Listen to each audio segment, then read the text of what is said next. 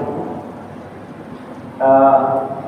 kita sebutkan misalnya Lubabah dan teman-temannya setelah kejadian Rasul melepaskan tali mereka itu, kemudian mereka datang menemui Rasul membawa sejumlah harta mereka, dan mereka bilang kepada Rasul, ya Rasulullah, inilah harta kami, yang gara-gara harta inilah yang membuat kami jadi menolak permintaan Tuhan untuk kami ikut perang Tabuk tersebut.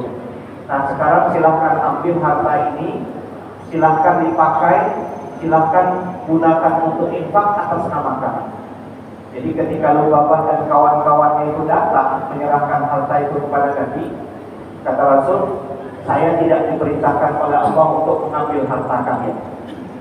Tapi kemudian tidak lama turun ayat seperti yang sudah kita bacakan kemarin, khudz min amwalihim shadaqatan tutahhiruhum wa tuzakkihim. Wahai Rasul, ambillah sebagian dari harta mereka itu sebagai bentuk sedekah. Sudah kita jelaskan apa yang dimaksud sedekah di sini. Apakah ini artinya sedekah wajib atau sedekah atau infak biasa? Sudah kita jelaskan minggu yang lalu. Dan juga fungsi dari sedekah itu. Quran menyebut tuzakkihim, tutahhiruhum wa tuzakkihim. Nah, kelengkapannya ayat ini. Berkaitan dengan orang-orang yang menolak untuk ikut tapi kemudian menyadari itu, Quran menyebut bisa saja Allah azab mereka, tapi bisa juga Allah memberikan taubat kepada mereka. Yang jelas, wallahu alimul hakim. Allah Maha mengetahui keadaan hamba-hambanya itu, dan Allah Maha bijaksana atas keputusan yang telah Allah akan berikan kepada mereka. Kesannya ayat itu mereka diposisikan dalam posisi tergantung, apakah mau diazab atau mau diampuni. Tapi kita jelaskan ternyata riwayat tentang mereka itu Nabi sendiri kemudian datang melepaskan mereka, dan secara tersirat itu berarti mereka diberikan pengampunan oleh Allah Subhanahu wa Ta'ala.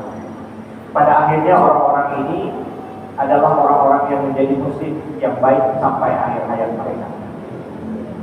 Nah, berkaitan dengan orang-orang munafik yang secara nyata itu berakhir di ayat ke-105. Kita lanjutkan ke ayat 107 ini, yang berayat 106. Ayat 107 ini, Bapak Ibu yang saya muliakan, ini sesungguhnya masih ada kaitannya dengan orang munafik, tapi tema Al-Quran agak bergeser sedikit. Agak bergeser itu ini. Saya buka agak sedikit membukakan wawasan kesejarahannya.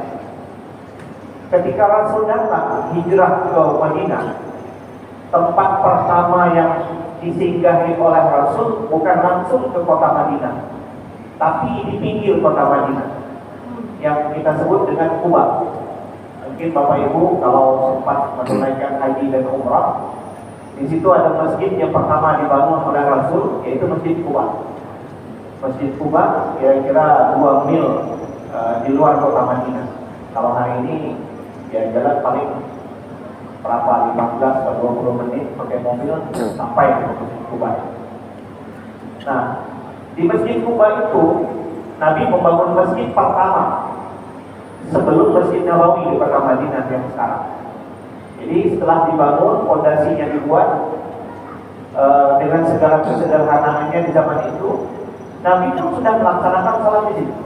Mulai dari hari Senin, hari Selasa, hari Rabu, hari Kamis sampai hari Jumat, Nabi melaksanakan salat di Masjid Quba itu. Lalu kemudian ternyata Masjid Quba itu di perkampungan Bani Amir. Dulu kan orang-orang Arab itu punya suku-suku, satu di antaranya adalah suku Bani Amir yang menguasai kawasan Quba.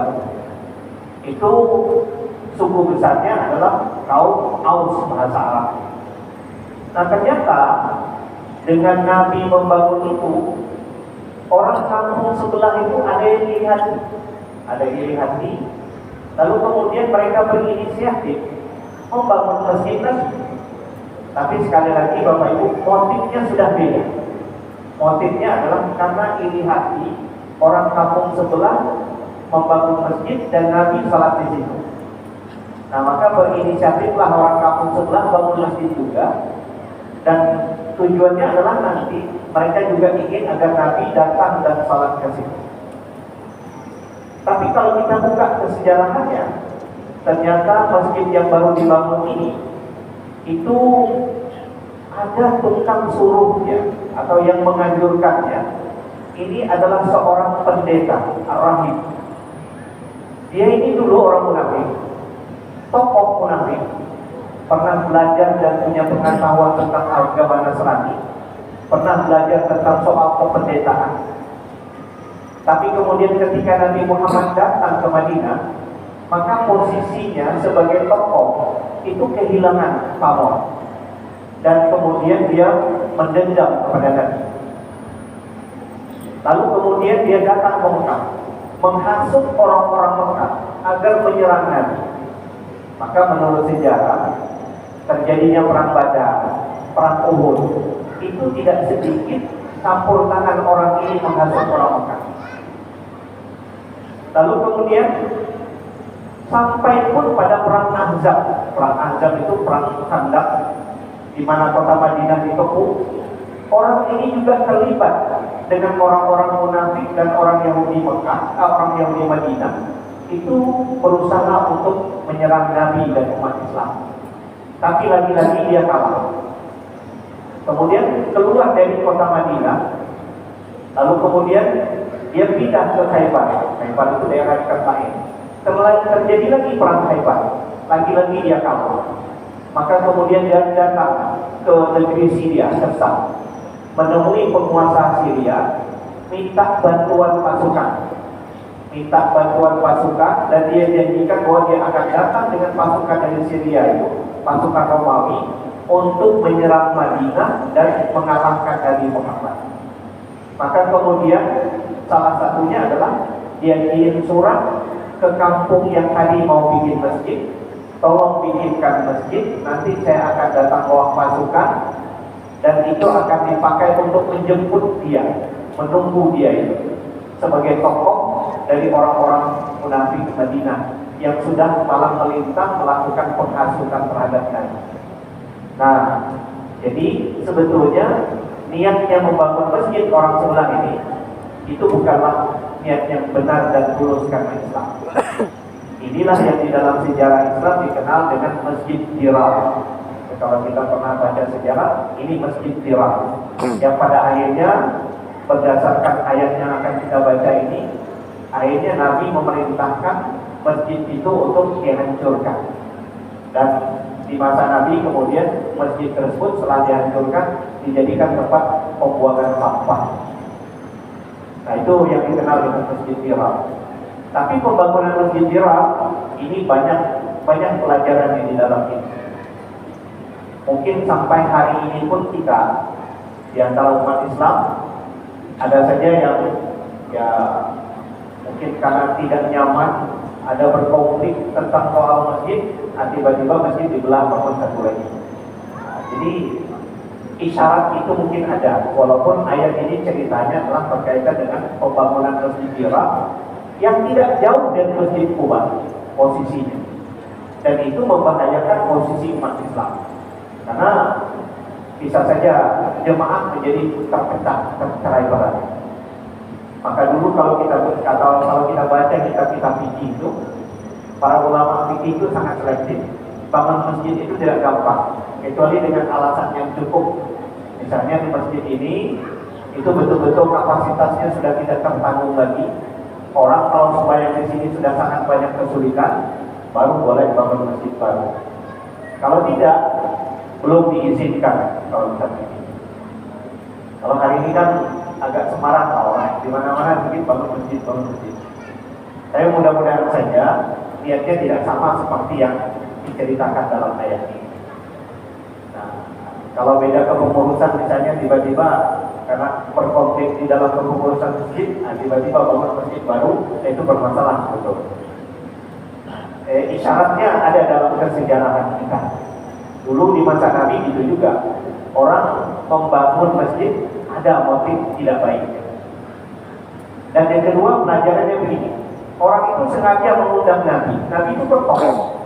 Jadi Bapak Ibu kalau menjadi tokoh, hati-hati datang ke sebuah tempat. Itu bisa dijadikan sorotan politik. Jadi datangnya orang penting ke satu tempat, itu pembacaannya macam-macam, tafsirnya bisa macam-macam.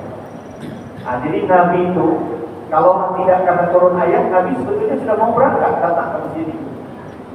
Kalau andai kata jadilah Nabi datang ke masjid itu orang di situ akan sangat gembira karena mereka merasa menang, motifnya terwujud. Untung saja Allah turunkan ayat ini, ayatnya Nabi gak jadi. Yang kemudian Nabi memerintahkan masjid itu untuk dihancurkan. Itu yang disebut dengan Masjid Dirar. Nah itu kira-kira secara singkat. Nah kita baca ayatnya. Walladzina ittakhadhu masjidan dirar. Orang-orang yang membangun masjid dirar. Nah, kata dirar arti-artiannya begini.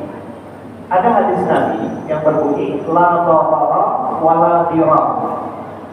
Ini kalau kita terjemahkan, kira-kira sulit menerjemahkan itu. Terjemahan bahasa Indonesianya tidak boleh menimbulkan bahaya, tidak boleh membahayakan, dan tidak boleh menimbulkan bahaya. Terjemahan bahasa Indonesia itu sangat tidak memadai. Tapi saya jelaskan begini. Ketika Nabi bersabda la darar, artinya kita tidak boleh menimbulkan satu bencana pada orang lain, yang orang lain dapat bahayanya, kita dapat manfaatnya. Itu bahasa Arabnya darar. Tapi kalau dirar, orang lain bahaya, kita nggak dapat manfaat, tidak ada keuntungan yang kita peroleh. Tapi yang jelas orang mendapat susah, orang mendapat bahaya. Itu dirar. Jadi kalau darar, kita mencelakai orang, kita masih ada untungnya, kita dapat keuntungan. Itu darar bahasa. Tapi kalau kita mencelakai orang, kita pun sebetulnya nggak ada keuntungannya. Itu dirar. Jadi bahasa hadis Nabi itu la darara wala dirar. Jangan kamu membahayakan orang lain, walaupun di situ ada keuntungan untuk diri. Dan juga jangan kamu membahayakan orang lain, meskipun di situ tidak ada keuntungan bagi diri. Nah, kira-kira begitu cara memahami hadis ini. Nah, ayat ini menyebut begini. Walladzina ittakhadhu masjidan dirar. Orang-orang yang membangun masjid dirar. Bahasa Qur'annya dirar. Artinya kalau kita setuju dengan pemahaman tadi, orang lain dibuat celaka, sementara yang si pembangun itu sebetulnya nggak ada manfaatnya. Jadi betul-betul ingin merusak tujuannya. Itu dirar. Orang-orang yang membangun masjid dirar, lalu kemudian wakufra, tujuan yang kedua adalah membuat kekufuran, dan tujuan ketiga adalah watafriqan bainal mu'minin.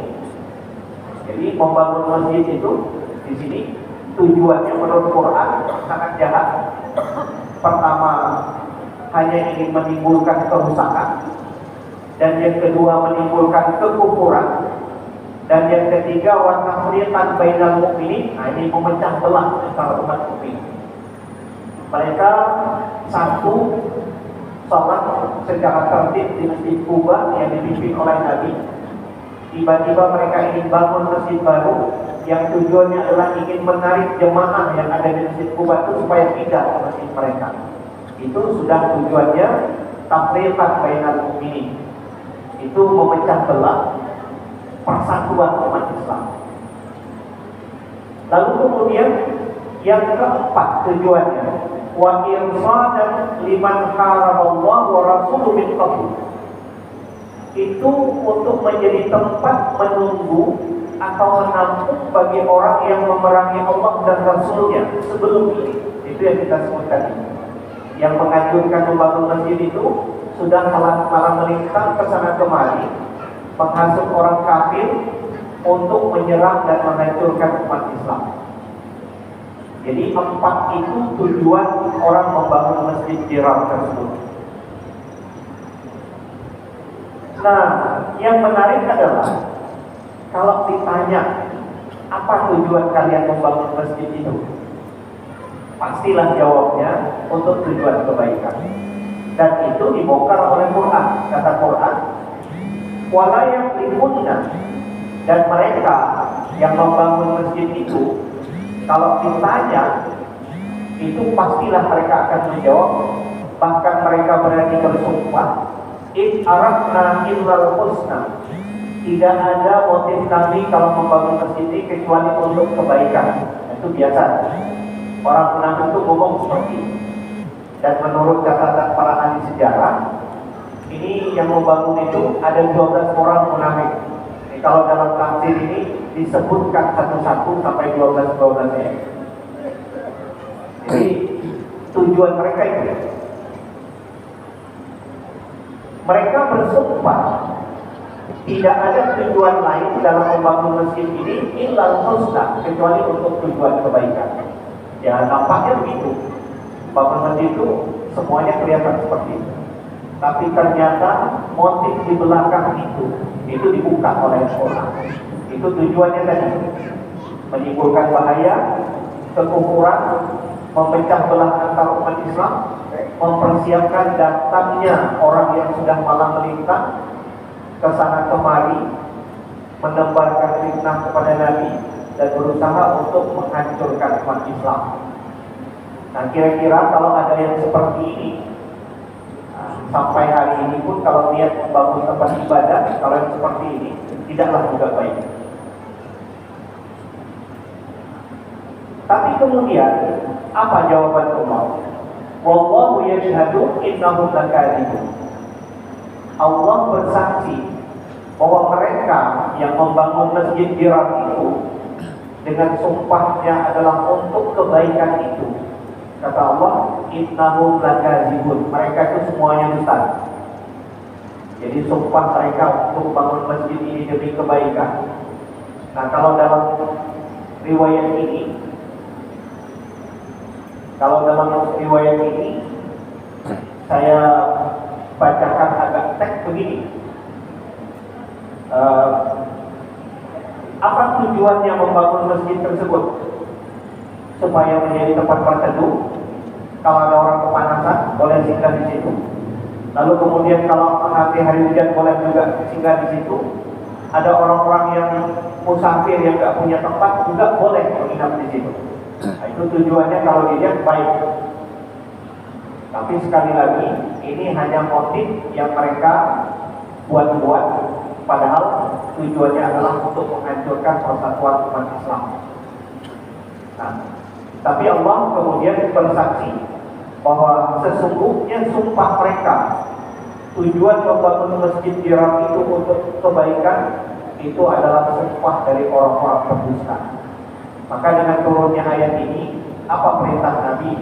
Lalu kemudian Nabi memerintahkan sejumlah sahabat untuk menghancurkan masjid tersebut, dan kemudian dalam sejarahnya masjid itu dijadikan tempat pembuangan sampah. Nah, agak mirip dengan itu kan, kalau di Mekah rumahnya Abu Jahal sampai hari ini kan dijadikan tempat WC. Jadi kalau Anda masuk ke Masjid Haram itu ya WC nomor berapa ya? Nomor 3 itu. Itu nggak jauh dari situ tuh rumahnya Abu Jahal. Nah, apa lagi perintah Nabi? Kata Nabi, padahal ketika datang utusan dari orang yang membangun masjid itu, datang utusan menemui Nabi.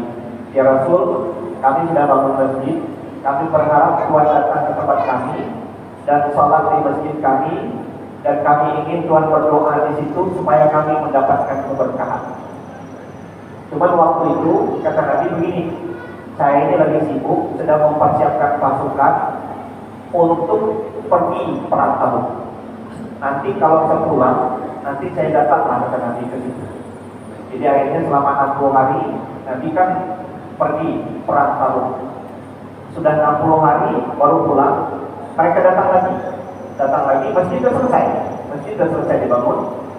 Lalu kemudian itu tadi, ya Rasul, masjid yang kemarin sudah selesai kami bangun, kami mohon Tuhan datang ke tempat kami, sholatlah di masjid itu, berdoalah di situ supaya kami mendapatkan keberkahan. Kata Nabi, itu waktunya adalah hari Sabtu, kalau dalam riwayatnya hari Sabtu. Nabi sudah siap-siap berpakaian untuk berangkat memenuhi undangan orang itu. Nah, ketika Nabi akan berangkat, turun ayat yang akan kita bacakan ini. Apa kata Quran? La takum fihi abada. Wahai Muhammad, jangan kamu berdiri di situ. Jangan kamu berdiri di situ. Tuh kata para ahli tafsir, jangan kamu salat di situ, di masjid yang itu. Nah, ini larangan langsung dari Allah kepada Nabi. La takum fihi abada. Jangan kamu berdiri di situ selamanya. Jadi kalau kita buka tafsirnya, la takum fihi abada, jangan kamu salat di situ selama-lamanya. Nah, ini perintah Allah. La masjidun ussisa ala taqwa min awal yaumin ahaqqu an taquma fihi.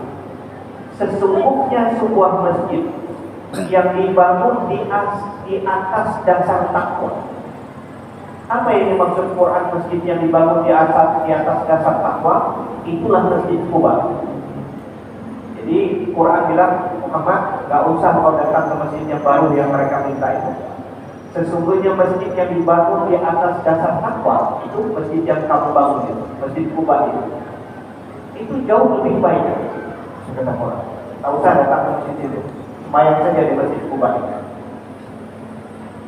La masjidul ussisa ala taqwa min awal yaumin, yang dibangun di atas dasar takwa sejak hari pertama pembangunannya, sejak awal Nabi datang ke Madinah itu ahaqqu an taquma, itu lebih pantas, lebih patut engkau salat di situ. Lebih patut, lebih pantas, lebih layak. Nah, maka sebetulnya semangat ayat ini kalau saya sempat membaca beberapa kitab ini, jadi ulama fikih itu pernah menyebut, diupayakan sedapat mungkin kalau kita membangun masjid itu, dana yang dipakai itu adalah dana yang betul-betul halal. Ya.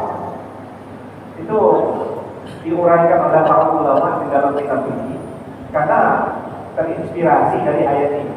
Kata ayat ini, la masjidun ussisa ala taqwa min awwal yaumin ahaqqu an taquma. Sebuah masjid yang dibangun di atas dasar takwa itu lebih layak untuk kita salat di sini. Keberkahannya mungkin lebih terasa, lebih menyejukkan dan segala macam. Dibanding dengan masjid mungkin ya sumber pendanaannya ya agak kurang-kurang bagus lah.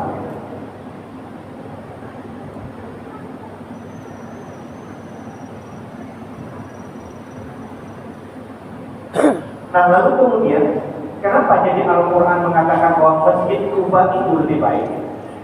Nah, sampai hari ini kan nilai Masjid Quba itu mungkin Bapak Ibu kita pernah dengar Nabi itu bersabda begini, siapa yang sholat di Masjid Quba itu nilainya setara dengan umrah. Jadi siapa tahu nanti menunaikan ibadah haji atau umrah, nah, sempatkan ziarah ke Masjid Quba, salat 2 rakaat itu mau disunahkan. Tapi kata Nabi, nilainya salat di Masjid Quba itu setara dengan umrah. Setara dengan umrah itu Masjid Quba itu. Nah, kenapa jadi Masjid Quba itu dipuji oleh ayat ini? Fihi rijalun yuhibbuna ayyatahharu. Karena di Masjid Quba itu penduduknya itu orang-orang di sekitar Quba itu yang menjadi jemaah ini. Di situ ada orang-orang yang sangat senang untuk bersuci. Nah, ini Bapak Ibu, ini pujian terhadap penduduk Madinah, khususnya penduduk kawasan Quba ini. Dulu di masa Rasul, ketika ayat ini turun, Rasul itu tanya kepada penduduk Quba itu, kalian ini apa amalan kalian yang paling istimewa sehingga kok Al-Quran turun memuji-muji kalian ini? Ini ayat ini yang kita baca, fihi rijalun yuhibbuna ayyatahharu. Ini pujian Allah kepada penduduk Quba yang menjadi jemaah dari Masjid Quba ini dulu di masa Rasul. Jadi ketika ayat ini turun, Rasul tanya dengan para sahabat yang ada di situ, apa amalan kalian sehingga Quran turun dan memuji-muji kalian sebagai orang-orang yang senang mensucikan diri?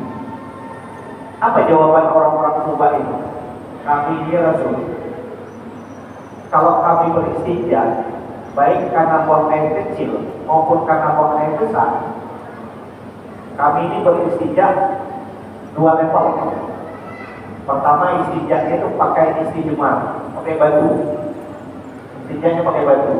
Dan kalau kita baca kitab fikih itu ada istinja itu, khususnya apalagi kalau buang air besar. Kalau kita kan mungkin kita di sini ya, seumur-umur nggak pernah lah istinja pakai batu. Tapi di dalam kitab fikih seperti itu. Jadi pakai batu, itu namanya istinjumar. Setelah itu baru pakai air. Nah, walaupun kita pikir nyebut, kalau andai kata mau difokuskan salah satu saja, mana yang afdal? Pakai air, betul. Tapi akan lebih baik pakai batu, lalu kemudian setelah itu pakai air. Nah, orang-orang di sekitaran Masjid Kuba yang menjadi jamaah itu, begitu mereka. Jadi sangat menjaga kesuciannya itu. Jadi istinjanya 2 kali. Jadi itu mereka bilang kepada Rasul, begitu kami ya Rasul. Pokoknya nggak buang air kecil, nggak buang air besar, kami itu beristinjanya pakai 2 level. Pakai istinja, pakai batu itu dulu, lalu kemudian pakai air. Itu dia. Nah, hari ini mungkin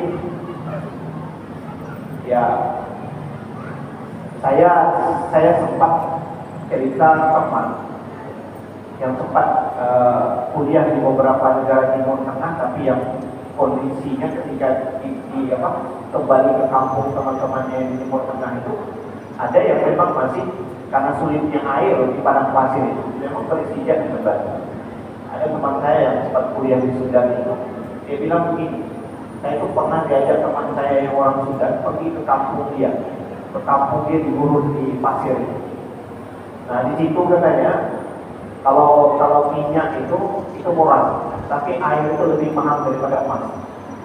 Jadi sampailah dia ke kampung temannya itu di kampung itu sempat 3 bulan nggak istinja, itu pakai batu aja, nggak pakai air, pakai batu aja.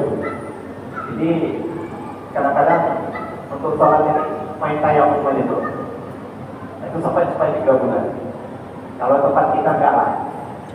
Nah, cuman kemudian fikih juga berkembang zaman maju.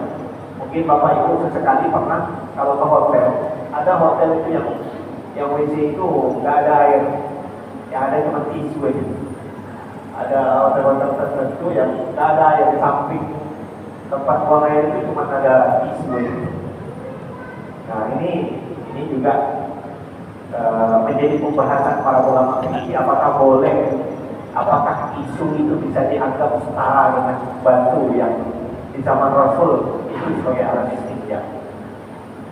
Mungkin sesekali Bapak Ibu di hotel-hotel tertentu itu memang itu nggak ada air tempat istinja, yang ada cuma tisu aja.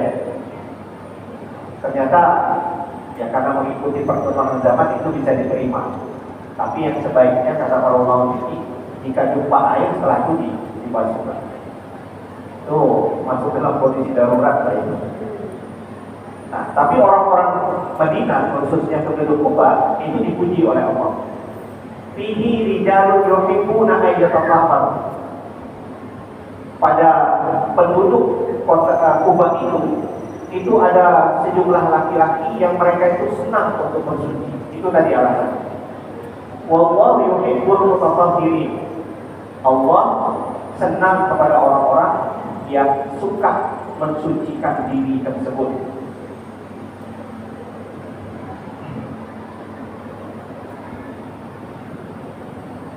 Nah, lalu kemudian Allah memberikan perbandingan. Bangun tempat ibadah didasarkan atas nilai ketakwaan dengan membangun tempat ibadah, tapi semangatnya adalah untuk mencurangi atau syarat dengan motif-motif yang tidak benar. Kata Quran, mana yang lebih baik? Ini sebetulnya sebuah perbandingan yang kita nggak perlu jawaban, nggak jelas betul. Kata Quran begini, afaman assasa bunyanahu ala taqwa minallahi wa ridwanihi khairun amman assasa bunyanahu ala safa jurfin harim fathara bihi fi nari jahannam. Kita disuruh mikir oleh Al-Quran. Coba bandingkan, andai kata ada orang membangun bangunan ibadahnya, tapi di atas dasar nilai ketakwaan, mana yang lebih baik dibanding dengan orang membangun tempat ibadahnya, tapi didasarkan dibangun di bawah fondasi yang rapuh.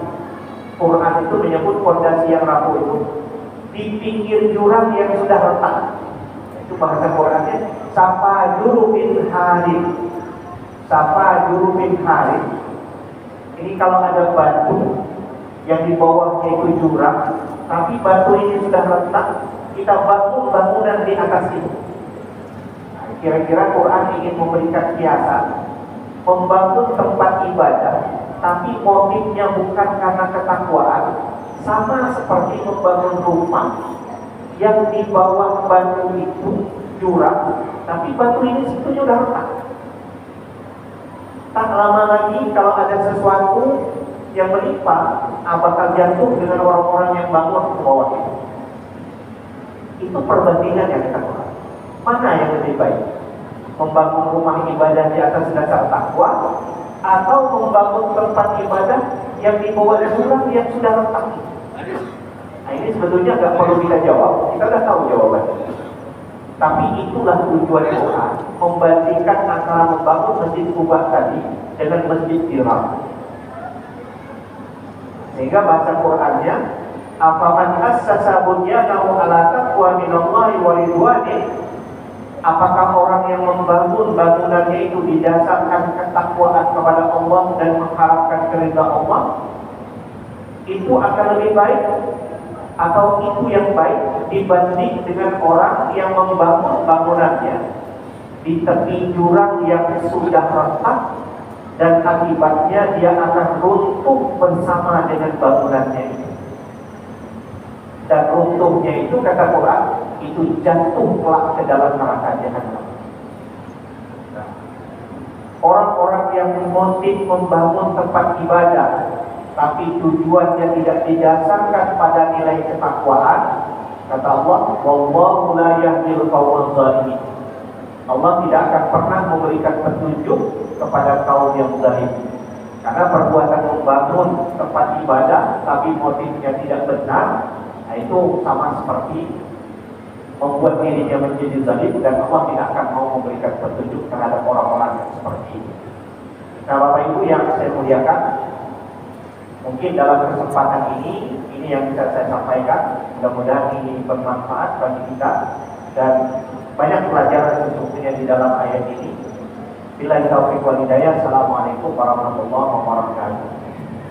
A'udzubillahi minasyaitonir rajim. Bismillahirrahmanirrahim. Alhamdulillahirabbil alamin wassalatu wassalamu ala asyrofil anbiya'i wal mursalin sayyidina wa maulana Muhammadin wa ala alihi wa sahbihi ajma'in. Allahumma anfa'na bima 'allamtana wa 'allimna ma yanfa'una wa zidna ilman nafi'an wa hidayatan wa tawfiqa. Allahumma ij'alna minal ulama'i amin. Rabbana atina fid dunya hasanatan wa fil akhirati hasanatan wa qina adzabannar. Walhamdulillahirabbil alamin. Assalamualaikum warahmatullahi wabarakatuh.